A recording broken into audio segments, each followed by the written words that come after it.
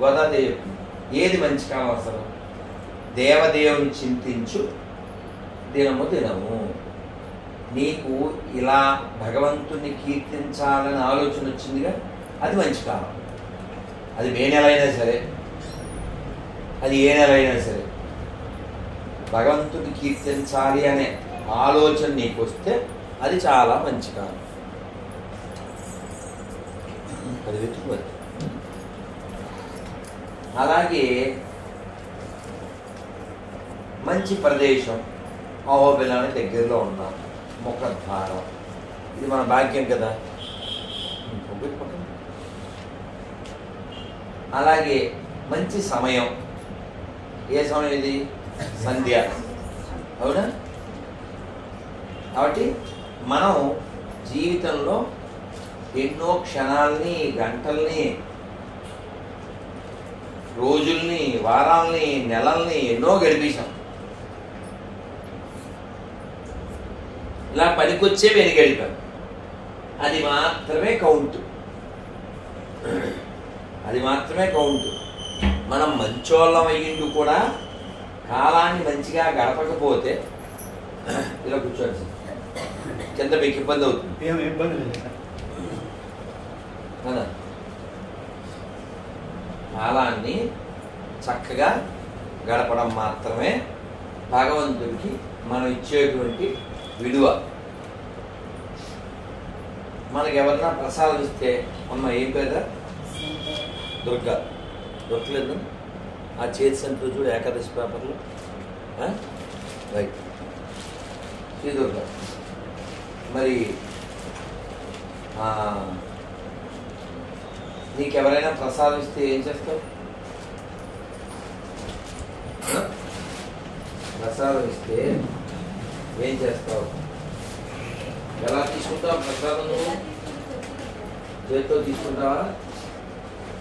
ఎలా తీసుకుంటావు? కూర్చో, వదిలే, కూర్చో. అమ్మాయి, ప్రసాదం ఇస్తే ఎలా తీసుకుంటావు? ఇదిగో ఇదే ప్రసాదం అనుకో. ఇలా చాక్లెట్ ఒకటి కూడా లేదా? ఒక చాక్లెట్ కూడా లేదు. ప్రసాదం ఇస్తే ఎలా తీసుకుంటాము? చేతితో తీసుకుని నోట్లో ఎలా పెట్టుకుంటాం? చూపించు మాకు ఒకసారి డేమో. చూపించమ్మా.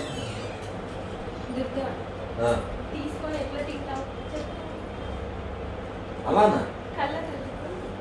నువ్వు చూపించు. అవునా? ఎందుకని? ఏం పేరు నీ పేరు? Very good. ఇక్కడ అందరికంటే చిన్నపిల్లడు ఎవరు? నువ్వేనా? ఎవరు చిన్న? ఇద్దరు సేమా? నువ్వే చిన్నారుగా? నువ్వే చిన్నోడుగా? పాపే అంటున్నా. చిన్న చిన్న తెలియదు. ఒరే ఏ పేరు నీ పేరు? నీరజ్. నీరజ్, నీరజ్, ధీరజ్, నీరజ్, సూరజ్. అదే అదే. నీకు ప్రసాదం ఏమన్నా? ఏమన్నా? ఇది అందరికీ నువ్వు ఇవ్వాలి ఈ ప్రసాదం. ఊదు ఊదు ఇప్పట్లేదు కాదా? గట్టిగా గట్టిగా గాలిని వదులు. దాంట్లో ఏమైనా బాగుందా? ఊదు ఊదు రాదా? కూర్చో కూర్చో, ట్రై చేయ. మాకు సౌండ్ వినపడాలి. సరే, ప్రసాదం హరే కృష్ణ. ప్రసాదం హరే కృష్ణ. హరి బోల్. హరే కృష్ణ, హరే కృష్ణ, హరే కృష్ణ, హరి బోల్. హరే కృష్ణ. ఇప్పుడు కరెక్ట్గా వచ్చిందా? ఇప్పుడు ఎక్కువ తీస్తాం. హరే కృష్ణ. ఇప్పుడు కరెక్ట్గా వచ్చిందా? ప్రసాదం ఇస్తే మనం ఏం చేస్తాం? ఎలా అనుకుంటాం అంటే రెస్పెక్ట్. ఎవరికి చూపించాం? దేవుడికి ప్రసాదం. దేవుడి ప్రసాదం అంటే దేవుడితోనే సమానంగా గౌరవంతో తీసుకున్నాం. అవునా? మరి దేవుడిచ్చిన కాలం కదా, దేవుడిచ్చిన కళ్ళు కదా, దేవుడిచ్చిన చేతులు కదా, దేనికి వాడాలి ఇవన్నీను? ఎవరో చెప్పింది అమ్మ, ఏ పేరు? సింధు అమర బంధువు ఎరాలు హిందూ గీత. దీన్నే ప్రహ్లాదుడు చెప్పాడు, మంచి చేతులు ఎవరివి? కరెక్టే. దేవుడికి పూజ చేస్తాయే, దేవుడికి హారతిస్తాయే, దేవుడి ప్రసాదం పట్టుకెళ్ళి ఇతరులకు ఇస్తాయే, అవి మంచి చేతులు. మన గుళ్ళో చూడండి, ఏ గుళ్ళో అయినా ప్రసాదం పెట్టకుండా ఉంటారా? ప్రపంచంలో ఏ గుళ్ళో అయినా ప్రసాదం పెడతారు. అంటే మనకి ఏం నేర్పింది మన ధర్మం?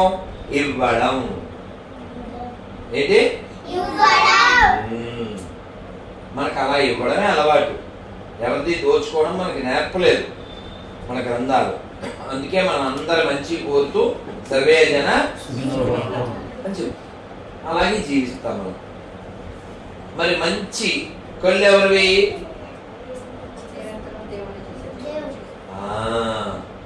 అన్నమయ్యే ఎంత బాగా చెప్తాడు. చూడక మానవు చూచేటి కన్నులు ఎడనీవైన ఇతరములు. నువ్వు చూడండి ఏమైనా ఉందా స్వామి? నువ్వు అన్నీ చూస్తావు కదా, నీకు ఇతరమైనది ఏమైనా ఉందా అన్నాడు. అంటే భగవంతుడు ఎప్పుడు అనిమిష నేత్ర అంటారు. అంటే ఏమిటి? నిద్రపోడు. మరి చాతుర్మాస్యంలో దేవుడు నిద్రపోతాడేమో 4 నెలల్లో అంటారుగా. అదేం నిద్ర?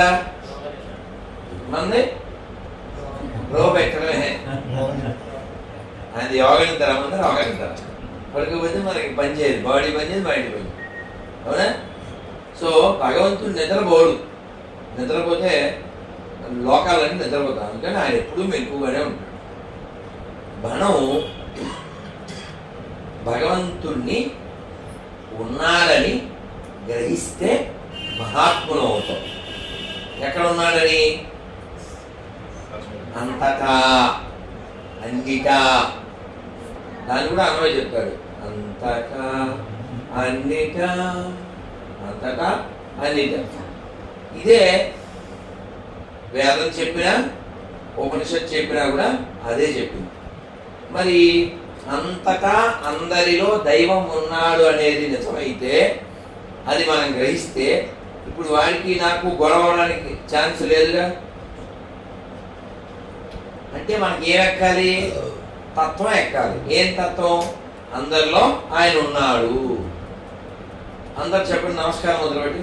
మమైవాంశో జీవలోకే జీవభూత సనాతన మనశ్శస్త్రాని ఇంద్రియాని ప్రకృతిస్థాని కర్షతి. ఈ ప్రకృతిలో మనం ఇంద్రియాలతో బాగా గొడవ పడుతూ ఉంటాం. ఈ ప్రకృతిలో ఉన్నాం కాబట్టి మనం అందరం ఎవరి అంశము? భగవంతుడి యొక్క అంశం. ఇంద్రియాలు మనసుతో కూడి చాలా ఇబ్బంది పడుతున్నాం. మనం ఎప్పటి నుంచి భగవంతుడి అంశము? సనాతనం, ఎటర్నల్లీ. నిప్పు మండుతూ ఉంది, అందులోంచి కొన్ని రవ్వలు బయటపడ్డాయి. అవి ఏమవుతాయి? ఇంత నిప్పుల గుండంలోంచి కొన్ని నిప్పు రవ్వలు ఎగిసి పడ్డాయి, బయటపడ్డాయి. ఏమవుతాయి? పక్క పడ్డాయి, మట్టి మీద పడ్డాయి. ఏమవుతాయి? తెల్లగా బూడిద అయిపోతాయి. అప్పుడు దాన్ని మనం నిప్పు రవ్వలు అన్నాం, బూడిద. మనం కూడా అంతే. ఆ నిప్పు కణంలాంటి భగవంతుడితో కలిసి ఉంటే మనం కూడా నిప్పు, విడిపోతే తుప్పు. ఏం ఉండదు, బూడిదే. అందుకని మనం ఆయనతో ఉండడం అంటే ఆయన చెప్పినట్టు ఉండడం. అలా ఉన్నవాళ్ళు మన భూమి మీద ఈ భరతవర్షంలో ఎందరో వేల మంది పుట్టారు, లక్షల మంది పుట్టారు. మహాత్ములు పుట్టిన భూమి కాబట్టి దీన్ని ఏమని పిలుస్తాం? ఋషి భూమి ఏమంటాం? కర్మభూమి, పుణ్యభూమి, వేదభూమి. ఇటువంటి భూమిలో మనం పుట్టాం. అటువంటి వాళ్ళల్లో ఒక ఆయన పేరు కనకదాసు. ఈ కనకదాసు గారు వాళ్ళ గురువు గారి దగ్గరికి వెళ్ళి విద్యని అభ్యసించడానికి వెళ్ళాడు. ఆయన ఏదో టెస్ట్ పెట్టాడు, నెగ్గాడు, ఆయన చదువుకుంటున్నాడు. అయితే ఆయన కొంచెం తక్కువ కేరళ నుంచి వచ్చాడు. మిగిలిన ఎక్కువ కేరళ వాళ్ళం అనుకునే వాళ్ళు ఏం చేశారు, ఏమిటండి ఎప్పుడు చూసినాను వాడికే మీరు త్వరగా ఉంటారు, వాడినే ఎక్కువ అభిమానిస్తారు అని కొంచెం ఏమంటారు అక్కసు అంటారుగా. అక్క ఉండొచ్చు, ఎక్కువ ఉండొచ్చు, కానీ అక్కసు ఉండకూడదు. అది అక్కసలని ఈర్ష. వాడు ఏం చేశాడంటే వీళ్ళు గురువుగారికి కంప్లైంట్ చేశారు. ఎందుకంటే ఎప్పుడు చూసినా ఆయనే మీరు ఎక్కువ దగ్గర తీసుకుంటారంటే అప్పుడు చెప్పారు, సమయం వస్తుందిరా మీకు అర్థమవుతుంది. ఓ రోజు అందరికీ ఒక్కొక్క అరటిపండు ఇచ్చి ఎవరు చూడకుండా తినండి అన్నాడు. అందరూ ఒక అరటిపండు తీసుకున్నారు. ఉదాహరణకి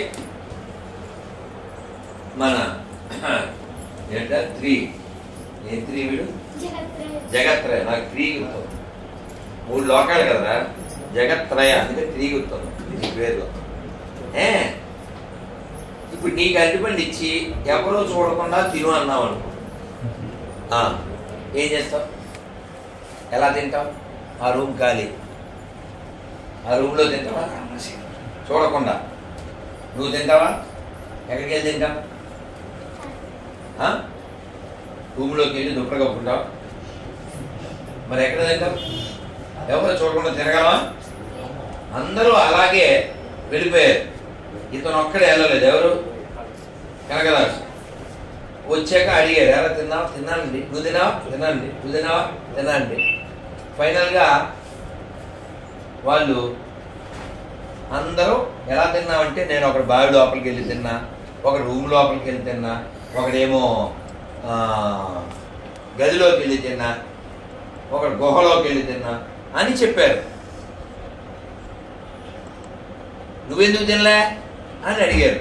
ఎవరిని? ఆయన చెప్పాడు, గురుగారు మీరే చెప్పారు కదా. ఏమని చెప్పారు? ఎవరో చూడకుండా తినాలన్నారుగా. ఎలా తింటాం అలాగా? ఎప్పుడూ భగవంతుడు మన చూస్తూ ఉన్నాడు కదా. చూడకుండా ఎలా తింటాం? భగవంతుడు అన్ని చోట్ల ఉన్నాడు, అంతటా చూస్తున్నాడు. చూసేవాడు చూస్తుండగా నేను చూడకుండా ఎలా తినగలను అంటే దేవుడు ఉన్నాడా? మనం మంచి పని చేసినా చూస్తాడు, చెడ్డ పని చేసినా చూస్తాడు. కాబట్టి దొంగతనం చేస్తే ఎవరు చూడరా? ఎవరు చూస్తారు? ఎక్కడున్నాడు దేవుడు?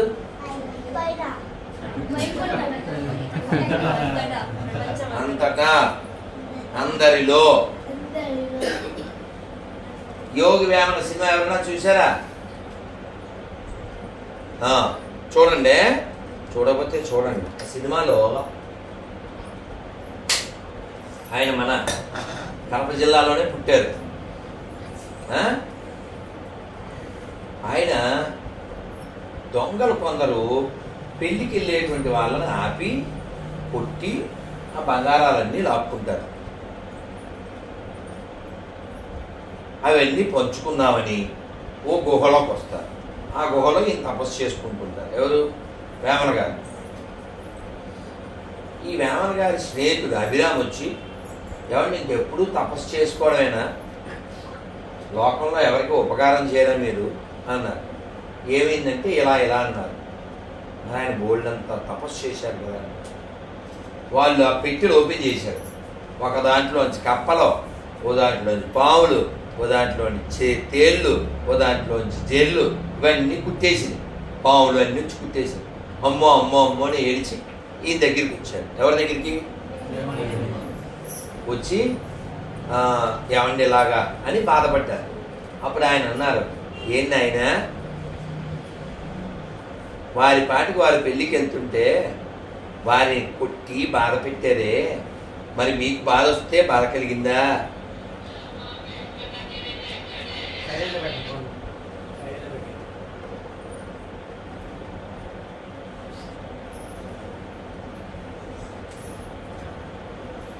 ఇతరుల బాధ నీ బాధ వేరు కాదు అని ఒక మంచి పాట పాడతారు, చాలా బాగుంటుంది. అందరూ పాడదామా? చెప్పండి. జీవహింస మానండి, చాలా బాగా పాడుతున్నారే. జీవహింస మానండి, జీవుల మీ వలె ప్రేమించండి,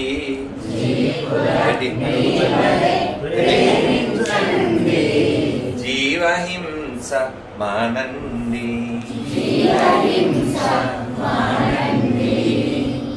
జీవహింసతో బతికేవాడు శివుని మెప్పు కనలేడండి, జీవులలో శివుడున్నాడండి, జీవులలో శివుడున్నాడండి, జీవుడే శివుడని తెలియండి, జీవుడే శివుడని తెలియండి, జీవహింస మానండి, నేను మీరని మొరపడకండి, మనలో భేదము లేదండి, అందరి లోపల ఆరక వెలిగే ఆత్మ ఒక్కటే తెలియండి, పరమాత్మ ఒక్కటే తెలియండి,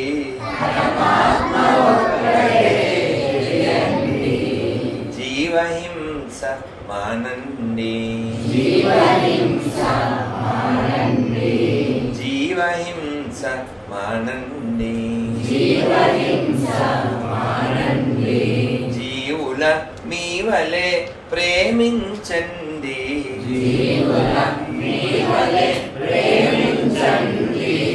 జీవహింస మానండి, గోవిందా గోవిందా, సర్వే జన సర్వే జన సర్వే జన.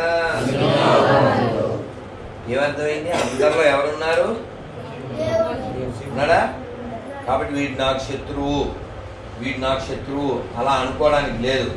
వాడు శివభక్తుడు అనుకోండి, అందరిలో శివుని చూడాలి. వాడు విష్ణు భక్తుడు అనుకోండి, అందరిలో విష్ణువుని చూడాలి. ఎందుకు? జగత పితరవ వందే. నేను చాలా గొప్ప శివభక్తుడినండి, నాకు ఈయనకి పడదండి అంటే నువ్వు శివభక్తుడు కాదు. నేను గొప్ప కృష్ణభక్తుడినండి, ఈయనకి నాకు పడదండి అంటే నువ్వు కృష్ణభక్తుడు కాదు. ఎందుకు కాదు? జగత్తుకి తల్లిదండ్రులు పార్వతీ పరమేశ్వరులు అని చెప్పారు కాబట్టి అందరూ మనకి బంధువులే. అలాగే భగవద్గీతలో స్వామి ఏం చెప్పారు?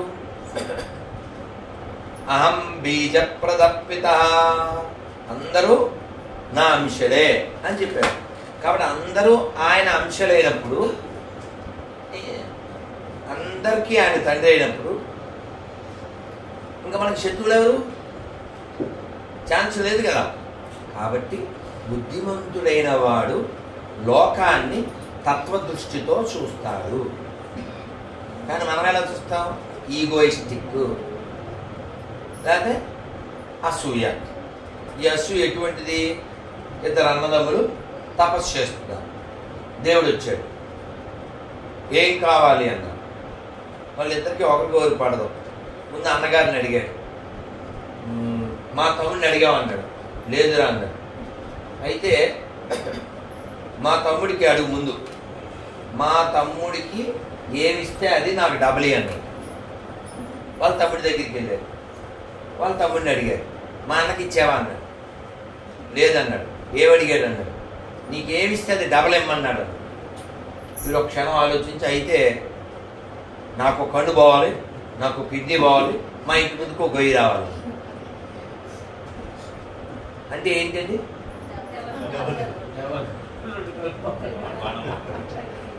ఇందులో ఏమన్నా మంచి ఉందా? ఇందులో ఏమన్నా ప్రేమ ఉందా? కాబట్టి మనకి ఏ బుద్ధి ఉండాలి? విశాల బుద్ధి ఉండాలి. ఉండాలంటే మనకి జ్ఞానం ఉండాలి. ఆ జ్ఞానం భగవద్గీత ఇస్తుంది, రామాయణం ఇస్తుంది, భాగవతం ఇస్తుంది. రాముల వారి దగ్గరికి వచ్చి అడిగారు, ఏమండి విభీషణుడికి మీరు నెత్తి మీద సముద్రం నీళ్ళు పోసేసి కిరీటం పెట్టేశారు. ఎక్కడ? ధనుష్కోటి. రావణుని ఇంకా చావలే. ఆ రాజ్యానికి నెక్స్ట్ ప్రధానమంత్రి విభీషణుడు అని డిక్లేర్ చేశారు. మరి విభీషణుడు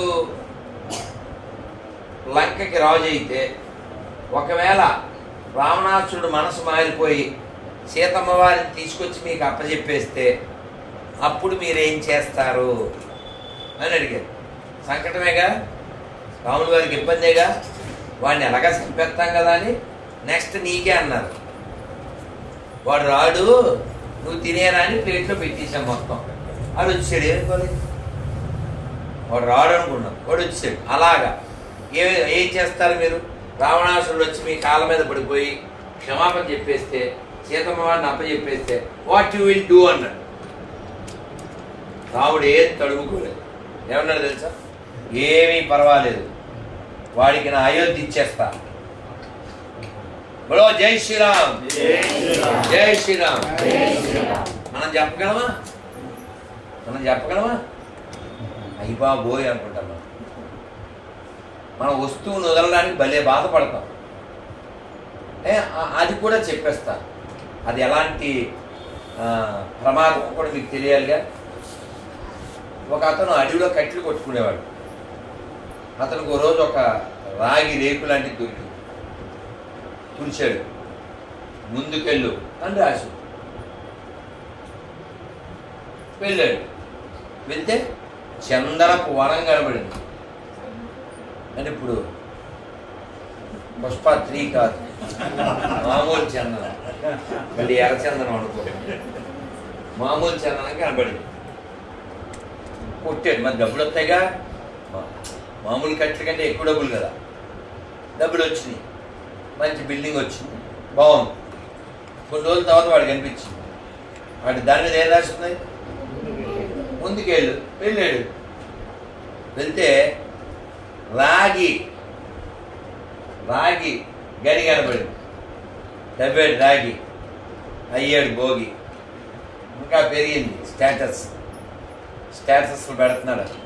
స్టేటస్ పెరిగాక అయిపోయిందా? కొన్నాళ్ళ తర్వాత దాని మీద ఏం రాసింది?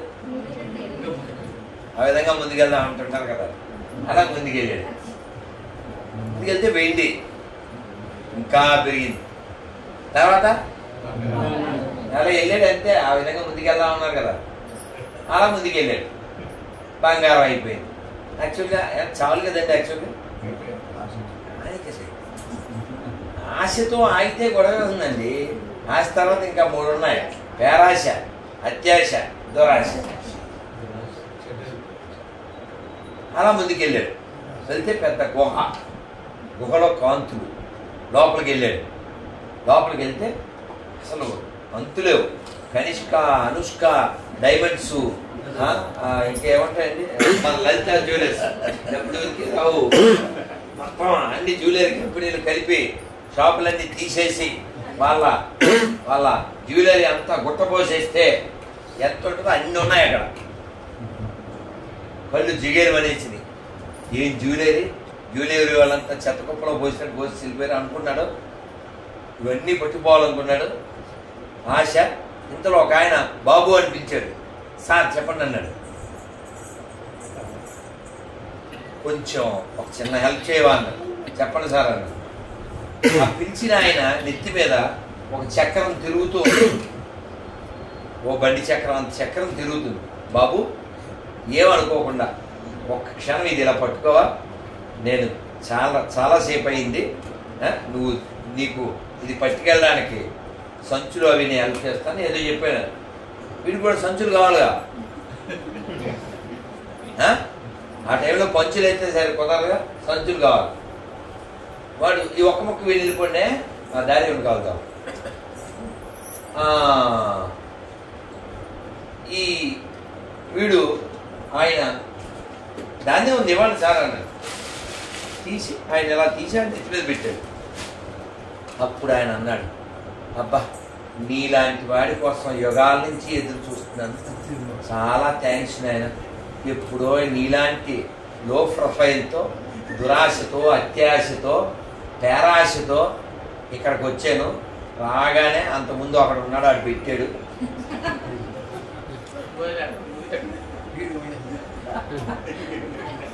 సావు రాదు. 2-3 యుగాలైంది. 2-3 యుగాలైంది. దీన్ని తీసుకో అంటే ఏమన్నా రావాలి ఇంకోటి. ఆడే నువ్వేనాయన వస్తాను మా బాబు అని. ఇది సావులే, నిద్రలే, తిండిలే, అలా గరగరా తిరుగుతూ ఉంటుంది నెత్తి మీద. ఎందుకు చెప్పాను? ఆశ దోషం కాదు, సరిపెట్టుకోవాలి. ఈ లోకంలో మనం కంప్లైంట్ చేయడం అనేది చాలా తగ్గాలి. మనం చూడండి, అమ్మ మీద కంప్లైంట్, నాన్న మీద కంప్లైంట్, ఈ బయట వాళ్ళ మీద కంప్లైంట్, చాలా కంప్లైంట్ చేస్తుంటాం. పొద్దున్న లేస్తే కంప్లైంట్. చాలామందికి అమ్మే లేదే. ఒక అతను కర్నూలులో మొన్న 25వ తారీఖు వాళ్ళ అమ్మ చనిపోయింది. అతను నేను చచ్చిపోతాను అని మెసేజ్ పెడుతున్నారు. మా అమ్మ లేదు, మా అమ్మ పిలుస్తుందని. బాండేజ్ అది కాదు నాన్న, ఒక 10 రోజులు ఉన్నాను అని చెప్పాను. మాట్లాడదాం, ఓర్పుతూ ఉండని చెప్పాను. మనం ఈ భూమి మీదకి ఎందుకు వచ్చాం? ఏ పర్పస్ మీద వచ్చాం? కేవలం కాలం గడిపేయడానికేనా? ఏమండి ఈయన పేరేంటి? ఏమండి ఏం పేరు sir? Manohar. Manohar safety sir. నేను మనోహర్ లేదు సార్. మనోహర్ ఇప్పుడు ఈ మనోహర్ గారు పుట్టినప్పుడు జుట్టు అలా ఉందా? ఓ 40-50 ఏళ్ళు అయ్యాక జగత్లో జుట్టు అలా ఉంటుందా? ఎవరు మారుస్తున్నారు? కాలం. అవునా? అవునా? కాలం ఏం చేసింది? కుర్రాన్ని చేస్తుందా లేదా? కాబట్టి ఆ కాలం వచ్చే లోపల మనం ఎక్కడి నుంచి వచ్చామో తెలుసుకుని ఏం చేయాలి? మనం ఏం చేయాలి? ఏమిటది? మన కర్మ ఏమిటో చెప్పు. What is our duty? మన పనులు అంటే సినిమాకి వెళ్ళడం, తినడం, తిరగడం. పిల్లలు వెళ్ళి వస్తున్నావా? మళ్ళీ రండే, రసాం ఇస్తా. ఏమిటి మన పనులు? మన పనులు ఏమిటి? మన పనులు తినడం, పడుకోవడం, ఆడుకోవడం, ఇవేనా? ఇంకేమన్నా ఉన్నాయా? ఏం చేయాలి మనం? మనందరికీ కామన్ డ్యూటీ ఏమిటండి అమ్మా? కామన్ గా మనం అంతా ఏం చేయాలి? ఏం చేయాలి? మనం అందరం మనిషి పుట్టినందుకు అవి ఎలాగా చేస్తాం కదా, తినేది, పడుకునేది. అది కుక్క పిల్లి కూడా చేస్తుంది. నువ్వు కుక్క పిల్లి చేయలేని పని ఏం చేయగలవు? అవునా? చెప్పండి. హరే కృష్ణ హరే కృష్ణ హరే కృష్ణ కృష్ణ కృష్ణ హరే హరే హరే రామ హరే రామ రామ రామ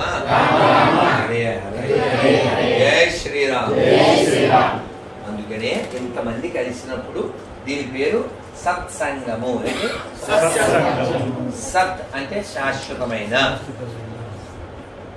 సత్ అంటే మంచి అని కూడా, సత్ అంటే సత్యము అని 3 ఉన్నాయి. సంఘం ఎవరితో? మంచితో సంఘం, శాశ్వతమైన